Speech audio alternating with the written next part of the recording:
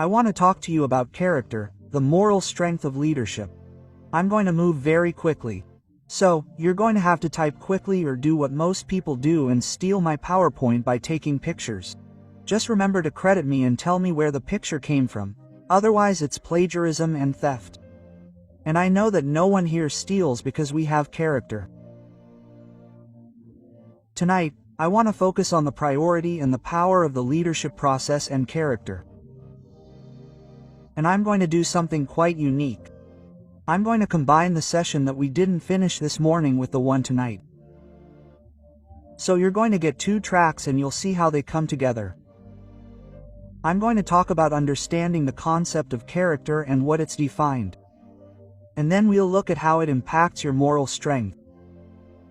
I'm going to focus on this essential key, the foundational key to leadership in the 26th century. We're not going to survive the next 10 years if we continue on the current path. The character flaws are so deep that our countries cannot survive like this, including yours. If we do not seriously address the issue of character flaws in leaders. I will show you this photograph quite often tonight, because one of the few surviving images of a living leader who embodied some measure of admirable character is that of the President of South Africa, Mr. Nelson Mandela. There are only a few role models left on this planet that we can still follow.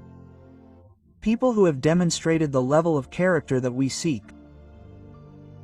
We will mention some components of character, including ethics and morality. I will also show you several statues tonight for a specific reason. They will be central to my definition of character. So our theme tonight is the moral strength of character. In the session that we didn't finish this morning, write this: character matters. We shouldn't even have to say it, but since it's so lacking today, we need to reiterate it. Character matters. I hope by the end you'll agree with my belief. Character is the most important thing, because really, all that keeps you safe is your character. Let's talk a little bit about leadership. A lot of what I'm going to say tonight is in my new book. So if you're not getting it, invest in that material and take the time to read it. Leadership is valuable and powerful. Nothing happens without leadership. Nothing changes, grows, or improves without leadership. Nothing gets fixed in a situation until someone stands up and says, "I'm going to fix this." Like Martin Luther King Jr., Mother Thessaloniki, or Mahatma Gandhi, these are people who stood up because they saw something wrong and decided to correct it. Nothing succeeds without leadership. And the problem is that everyone is always being led by someone, sometimes without even realizing it because we are all influenced by someone. So it's crucial to ask ourselves, who is leading me? Who am I following? Who have I allowed to influence my life? We'll see why this is so important in a moment. Now, let's talk about some questions around leadership. Many people think that leadership is a simple concept, but here are some questions. Is leadership about power, position, talent, skills, authority, physical traits, social status? Some even think that leadership depends on family heritage. If I was born into a family of politicians, I was destined to be a national leader, or if I was born into a family of pastors, I was automatically called to be a spiritual leader. That's not necessarily true, but people use that kind of logic to shape their idea of leadership. And here's a big question. Is leadership all about charisma? It's a concept that the Greeks studied, adopted by the Romans and then carried through colonization. He claimed that some people are born with gifts from the gods, charismas that set them apart from others. This is a very dangerous idea. Now here's what I believe about leadership. I believe that every human being is born to be a leader, but not necessarily to lead others. You are born to be a leader in your area of gifting. In every follower lies a leader who has so much to reveal, but the process is essential. I believe that every human being has the capacity to become a leader, but most will die without ever manifesting that capacity. You are born to attract people to your gift and to serve that gift to them. It is this service that makes you valuable to others. Leadership is not about personality, skills, or degrees. Leadership is about serving your gift to your generation. The problem is that if you never find your gift, you will never find your leadership. So leadership is more about self-discovery than seeking followers. That's why true leaders never seek followers. They're too busy pursuing a passion based on a gift they've discovered and were created to give to the world. Leadership is about giving yourself to the world. Jesus said, "He who would be greatest must be the greatest servant." He wasn't talking about being a slave or a submissive, but about serving one's gift to the world. He who offers his gift with excellence, the world considers him great and the Creator too. My definition of leadership is simple but profound. Leadership is the ability to influence others through inspiration, not manipulation. Inspiration comes from a passion driven by a vision that the leader develops or reveals. That vision comes from an inner conviction, and that conviction comes from a sense of mission that the person discovers. To become a leader, you have to overturn the traditional order and start from the bottom up. First, you discover your purpose. That creates a deep conviction within you. You were born to accomplish something important for humanity. That conviction translates into an image, what we call a vision. The vision becomes your passion. Passion inspires others. Inspiration creates influence, and influence manifests itself in the form of leadership. So true leaders never seek to become a leader. They are too busy pursuing a goal. When someone is desperate to be a leader, seeks to be a leader or chases after being a leader, is a dangerous person. If you study true leaders, most were reluctant leaders. They did not want power. It was circumstances, their passions, or their convictions that propelled them forward. True leaders never seek power. Many actually hate it. They enjoy giving power. Their desire is to make others great, to liberate others, to help them prosper. True leaders are the exact opposite of those we call leaders today. They seek the good of others, not the good that others can bring to them. When I read about leadership, I remember two statements, one by Abraham Lincoln, a man who was a reluctant leader. Regarding his position on slavery, he told his own political party, "Slavery is wrong. Black people should be free in America." Most of his party owned slaves. They said, "You're crazy, we're going to kill you." Quote, he stood up against his own side. Find me a politician who can do that today. Your conviction must be greater than your political platform. Think about it. Although his party and government existed, we don't remember any of them. Write this down. Your convictions make you historic. We never remember what you compromised on. We remember what you stood for. If you compromise, I guarantee you will be forgotten.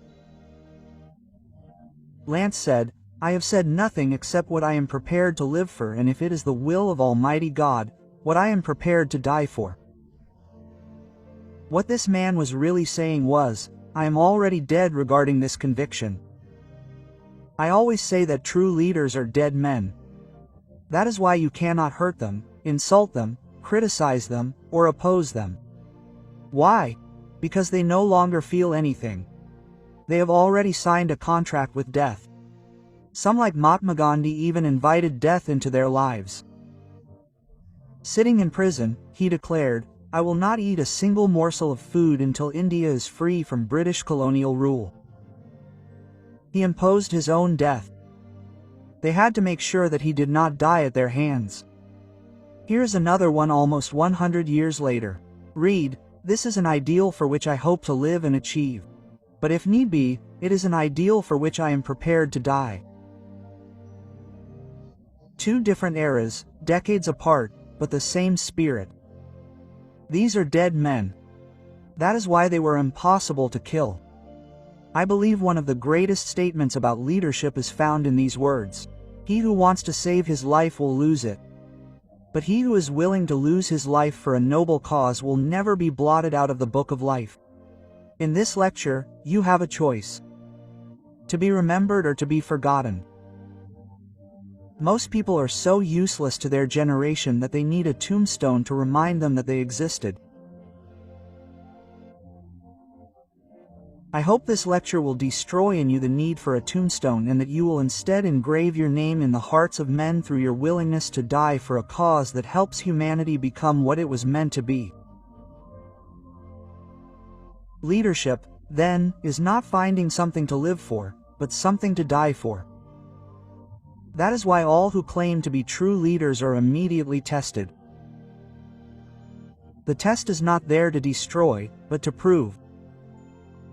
The moment you decide to walk in your gift, all hell breaks loose.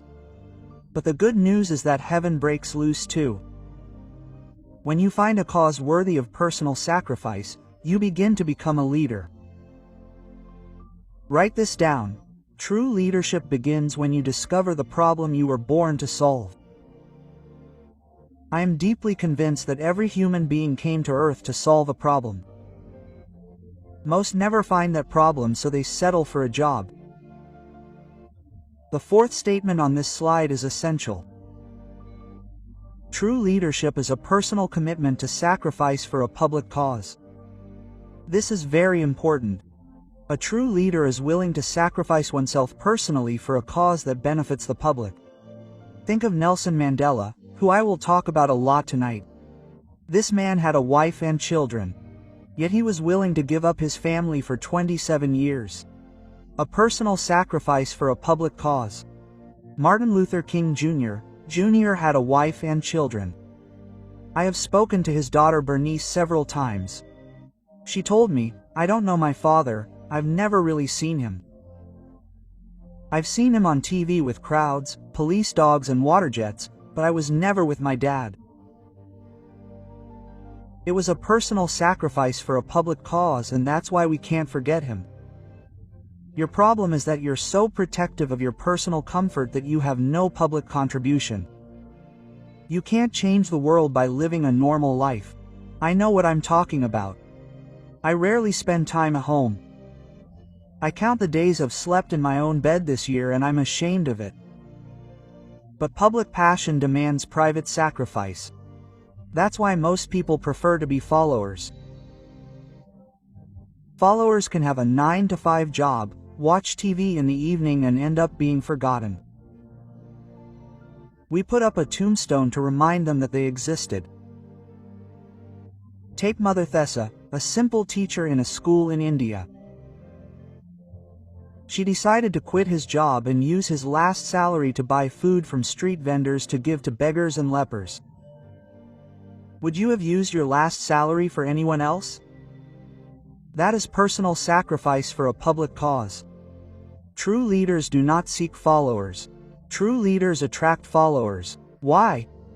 Because people are drawn to the leader's gift, to his passion. That is what makes him attractive. A fruit tree never bears fruit for you. The fruit is his gift. That is what attracts you. It is this attraction that makes people invest their energy, time and resources in your public cause. But be careful, when people start to gather around you, never think it is about you. The problem starts when you think that you are the reason they are there. You have something they want. That is why so many celebrities collapse under the weight of what they call their fans. They think that people come for her. I know why you are here. You came not for me, but for my gift, and it does not even belong to me. A fruit tree never eats its own fruit because the fruit is never for the tree. When you go to a tree, you ignore the leaves, the branches, the trunk. You have only one goal, the fruit. Tell your friends, calm down, it's not about you. Just give them the fruit. Quote, leadership is all about serving, offering fruit to the world. True leaders don't have ego or pride issues. It's not about them. As Jesus, the great leader, said, "I came not to be served but to serve, and to give my life a ransom for many." What made him remarkable was not his personality. In fact, we know nothing about his personality. We have no photographs of him. No one knows what he looked like. And yet, he is in people's minds every day. What image do you see? Not a face. You see his character, his work. Great leaders don't need tombstones. Think of Moses. We don't know where he is buried. We don't know how he died. The Bible simply says he was no more. Which means God took him. Why? To show that your life is greater than your grave. Live in such a way that it is unnecessary to know where you are buried. Let your life be greater than your burial. It happens when you find your gift and serve it to the world. Write this down. True leadership is not measured by the number of people who serve you, but by the number of people you serve. The more you serve, the less you will be forgotten. 90% of the people on earth live in self-preservation. But if you live for others, you will never die. That is true leadership. So leadership is not finding a job. These are the kinds of leaders our century needs. Leaders who can plan, make tough decisions, inspire and motivate instead of manipulate. Leaders who can adapt to change, and finally leaders with honorable character. It is this last point that we will focus on now. Character. True leadership is not a right but a privilege. People are not forced to follow you. Write this down. Trust is the currency of leadership. In the economy of human influence, trust is the currency. You can't lead people who don't trust you. So the question is, where does trust come from? Quote. And my conclusion is that trust is a product of character. A person of character can be trusted, even in her absence.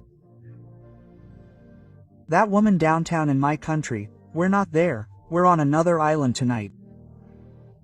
But I want to tell you exactly what she's doing, even in her absence. Why? Because she has character. You can trust her in a hurricane, she'll still be there. You can trust her in a 104-degree heat wave. You can trust her when the rain is pouring down like acid. She just sits there. I wonder what would make you fall apart. The temptations in the dark. What do you do when everyone is asleep? What would you do if you were certain no one would ever find out? What do you do when no one is watching? These are questions of character. Character is demonstrated in public, but it's tested in secret. And if you want to be trustworthy, you have to pursue the voice of the character. That is the purpose of my life. I live uprightly so that you can trust me. Because trust is not a gift. God does not give you trust. There is no gift of the Spirit called trust. Trust is earned by consistency. What am I saying? Write it down. Trust is earned by consistency. The problem with many leaders today is that they change every day. They change endlessly. Character is the source of trust. If we focus on trust, we can understand how leaders fulfill their role. Let me quickly give you the roles of a leader. A leader must first provide a vision to the people and then communicate it clearly. He must build a team to carry out that vision. He must empower that team and trust them. He must lead the team toward results. He must manage priorities, which is very important. And finally, the leader must possess and live by values, that is, cultivate a high level of moral ethics. I don't trust a visionary who has no values. Your grand vision doesn't impress me because I don't know who you sleep with at night. Values are more important than vision. Principles are more important than power. Sometimes we pursue the academic aspect of leadership but not the morality of leadership. We become experts with feet of clay, highly competent people without a foundation. That's dangerous, and that's exactly what we have today.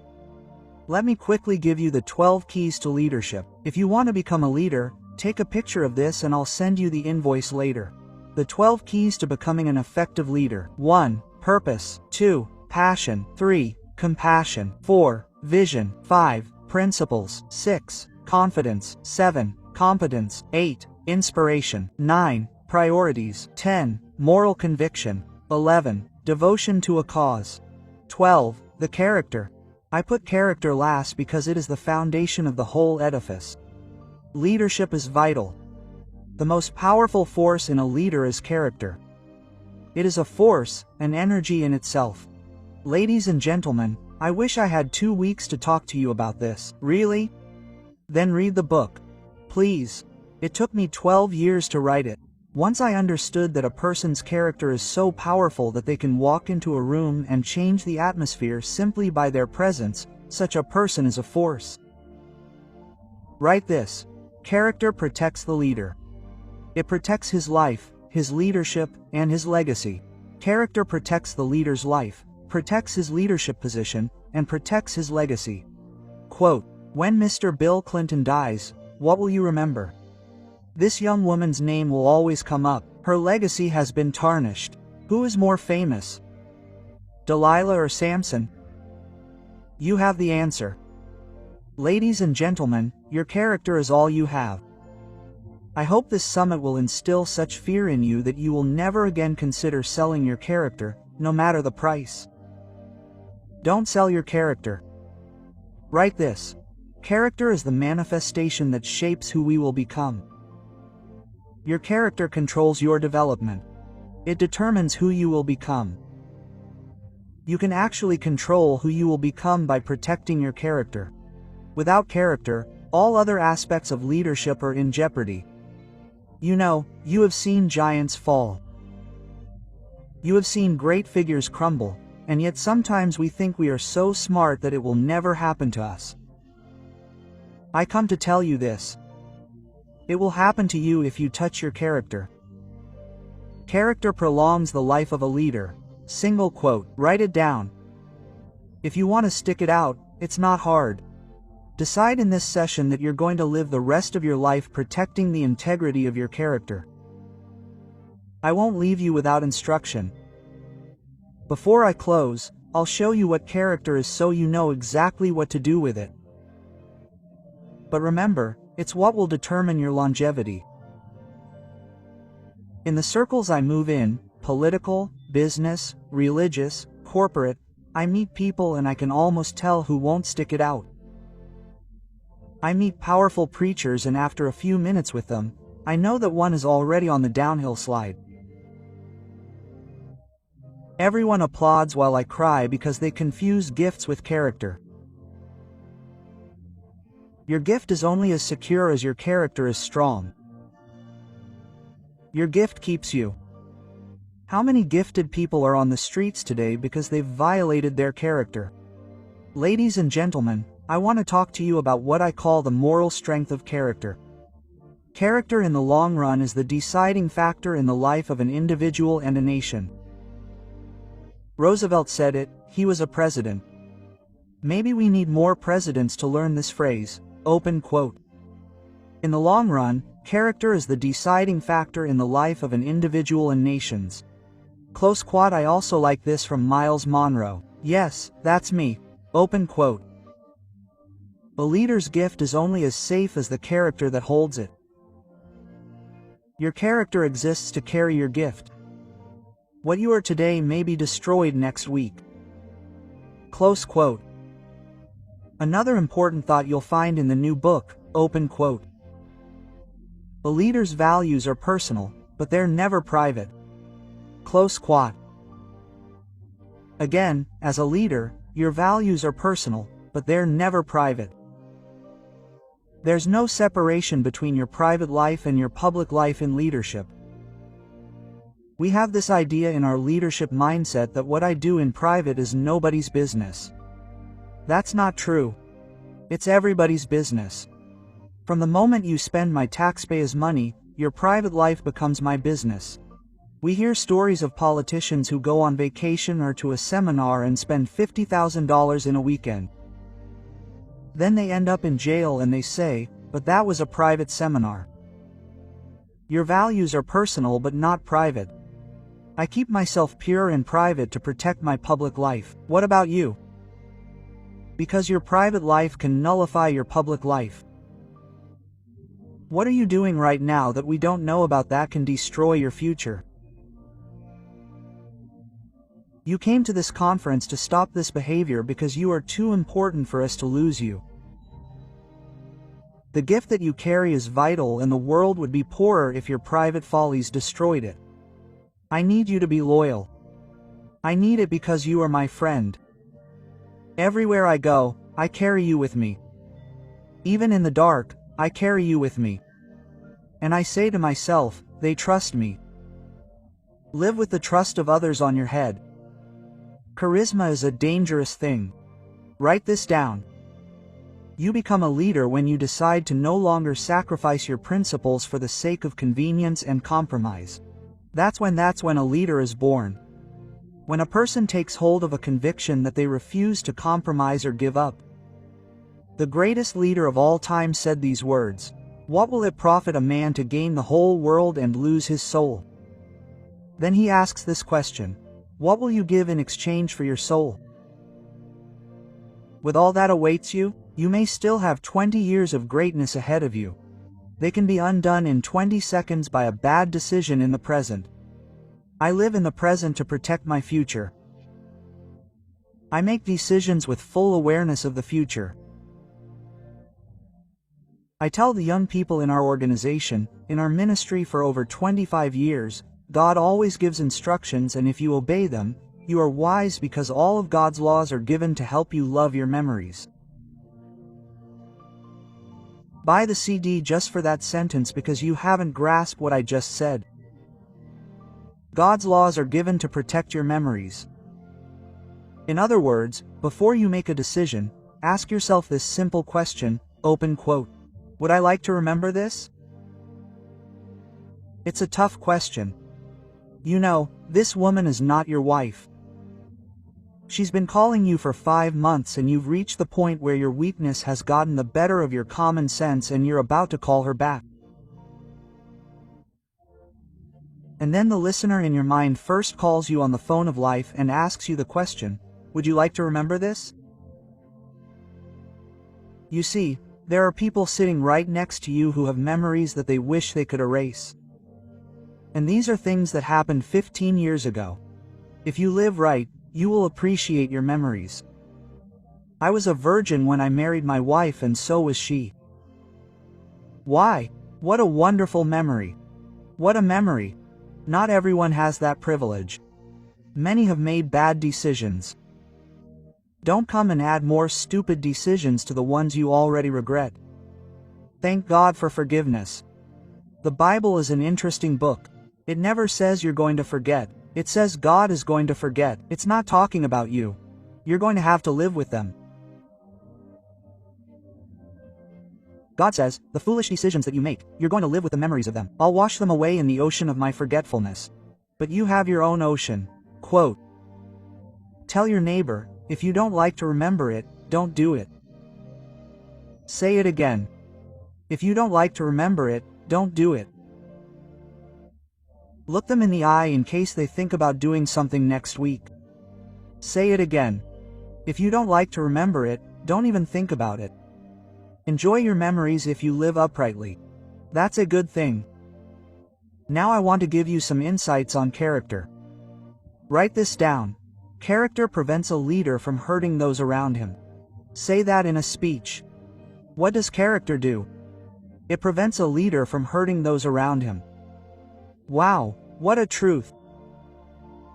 If Tiger Woods had just thought, my personal decisions are my own business, he wouldn't have hurt millions of people, including me.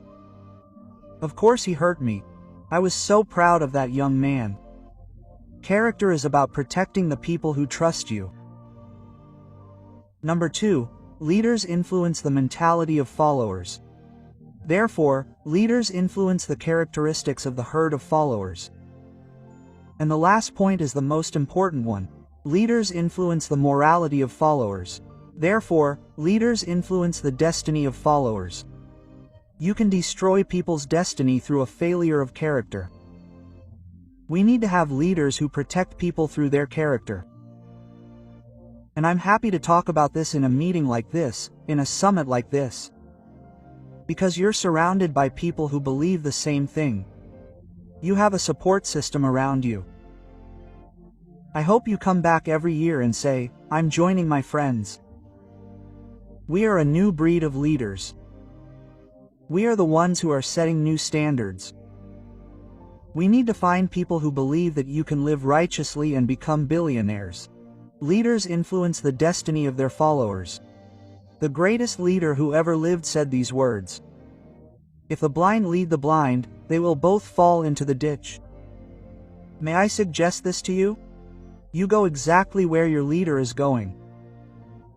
People sometimes ask me strange questions like, Munroe, I know my pastor doesn't live righteously, but he's a good man and he's a good preacher. What should I do? Answer: leave this church. Yes, but he's my bishop and he was my father's bishop. No wonder your father died the way he died. Don't cover up for anybody. If the blind lead you, you'll go into the same ditch. There are people I've been associated with. I could name hundreds of names and then I discovered something about their character. I confronted them. I always do it privately. And if they refuse to change, I tell them I will never come back here again. Sometimes you notice that I don't go to certain places anymore. It's because of discoveries about character. Because I am not a ditch dweller. Tell your neighbor, I am not a ditch dweller. I don't drown in ditches. If you are headed for a ditch, you will go alone. Your destiny is tied to people's character. Write this down. Why is character important to you? That's the conclusion of this segment. Then I'll end with a little moral. Why does character matter? Number 1, character establishes and strengthens your inner life so that you are a person of integrity and honor. Number 2, it enables you to effectively fulfill your purpose and potential. Number 3, character protects your leadership and vision. It prevents you from permanently nullifying your vision and leadership, and it allows you to leave a legacy for your generation and future generations. Character outlives you, and that's why it's important to you. It's important because it protects you and the generations after you. When my wife gave birth to my son and the doctor handed the baby to me, I'll never forget that moment. My wife and I had talked about what we were going to name him. That's the one you saw next to me today, that handsome young man. I said, I'm going to name him after me, but I had to think about it for a moment because I knew that if I named my son after me, it would force me to live uprightly or he would be cursed forever. I want my son to be happy to have the name Myles. I want him to go to the bank after I die and be told, "You're the other Myles, Mr. Munroe's son. Your father's name was good." The only way to do that is through my character. Because a good name is better than money, cash, gold, and silver. Character protects generations. Question number 2. Why is character important to the world? First, to you, and then to those around you. Number 1, because it is the key to inspiring leadership. People need the encouragement and influence of true leaders to fulfill their own purpose and live peaceful and productive lives. They need people of character around them to do that. Number 2, character protects the well-being of those under the authority of leaders or affected by their decisions and influence. That's why it's important to the world.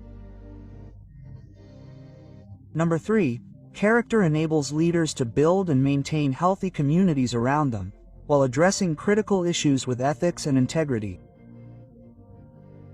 It's very difficult to talk about things that you don't experience yourself.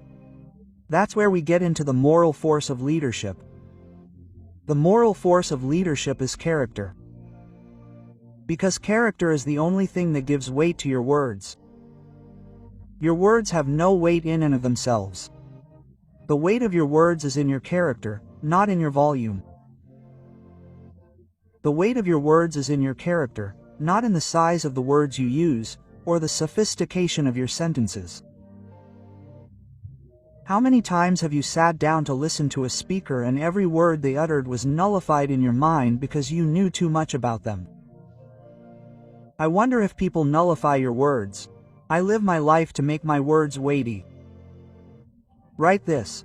Live so that every word carries weight. And I'll give you an even better piece of advice. Live so that your silence carries more weight than your words. A person of character has a heavy silence. It is a moral force. Never make excuses for not trying to be perfect. I repeat, never make excuses for not trying to be perfect. I didn't say you'll be perfect, but never make excuses for not trying to be perfect. Let your words carry weight because of your character. My heart is so burdened by this subject. I love this image of Martin Luther King Jr. Two heavy words. Have you ever heard in all of history of a holiday being taken to celebrate a man's speech? That's unheard of. 2 months ago, the whole world celebrated a man's speech. There are millions of books in the world and no one celebrates them. It's not because of the words themselves. We can all say, "I have a dream." But we only remember one person who said it because his character made his words heavy. How heavy are your words? I've heard preachers preach very loudly against sin, and when they're done, I turn it off. Why? Because I know them. People shout amen behind them and I think to myself, they're so blind. Some even know the truth about these men. Write amen anyway. Jesus said they both fell into the ditch. I don't take that lightly, it's serious. The weight of your words is your character. Don't just prepare a sermon. Prepare your life, because your sermon is only as good as the life behind it is true. Your character gives weight to your content. That's the real issue. It's not about getting applause. People can applaud a musician or a magician. You go to the circus, you applaud a clown. Don't be fooled, no. But there's one right behind you that gives character to everyone, and that's moral strength. Write this down, please. To educate a man in his intelligence but not in his morality is to create a menace to society. Write this sentence down carefully. When I read it, I immediately put it in my new book because it's powerful. To educate a man's mind without educating his morality is to create a danger to society. That's why our crime rates are so high. We don't educate people morally. We tell them, go to school, get an education, but they don't get the right education. We teach them how to earn money but not how to spend it. We teach them how to make friends but not how to choose the right friends. The moral strength of leadership. Write this down, it's very important. A people who value their privileges more than their principles will eventually lose both. I repeat, a people who value their privileges more than its principles will soon lose both. And we have seen it before and we are seeing it again today. By the way, I think that those of you who come from the United States, you are in danger because it seems that your social compass, your moral compass, is going crazy. You are so proud of your privileges, of your right to be this or that you no longer care about the principle behind it. I have come to this conclusion and I do not claim to be always right. One of the greatest weaknesses of democracy is rights. Not all rights are fair. You have the right to tell someone exactly what you think of them, but it is fair to do so. You have the right to sleep with whoever you want, but is it who you want? Not all rights are rights. A person of character does not seek only to exercise his rights. He seeks what is fair. And sometimes what is fair goes against your rights. I say to all politicians who are in this room, be careful about the rights you protect, because the rights you defend may be unjust. There is a built-in moral compass in every human being that the Creator has placed within them, by which they know what is wrong. Never neglect your moral compass. You will never win against it. Whatever you gain by compromise, you will lose. History proves this over and over again. Write this: if an individual has strong values, they do not need many laws or external rules to govern their lives. The stronger your values, the less law you need. You can tell when a country is dying by the fact that the law codes keep getting bigger and bigger. The more laws are written, the more it is a sign that the society is morally disintegrating. They even passed a law a few years ago that allowed a child to take their parents to court. That is a sign that a society is almost dead. When children can take their parents to court, it is over. And on top of that, we enshrine this law in the text. When the government becomes the guardian of your own children and tells you how to discipline them, your society is dying. Your personal values are gone. But I have hope. The Global Leadership Summit has been producing leaders for 20 years who change their countries. They bring moral consciousness back into the social debate. They bring moral sensitivity back into the political sphere. They bring it back into the religious realm. They bring it back into the business world. I want you to leave this place with such strength that your words will be fewer, but your impact greater, less talk, more power. So, I decided to end with this woman again. What makes her the perfect example of character? Here's why the word character is defined in its simplest sense as something fixed. It means fixed. It also means predictable. When I began researching this book over 12 years ago, I discovered that the word character is very simple. It literally means statue. That's why God calls these laws statues. It's the same word, things that don't change. The word also means to freeze. It's the term that masons use. When you have fresh cement, you work it and then you let it set.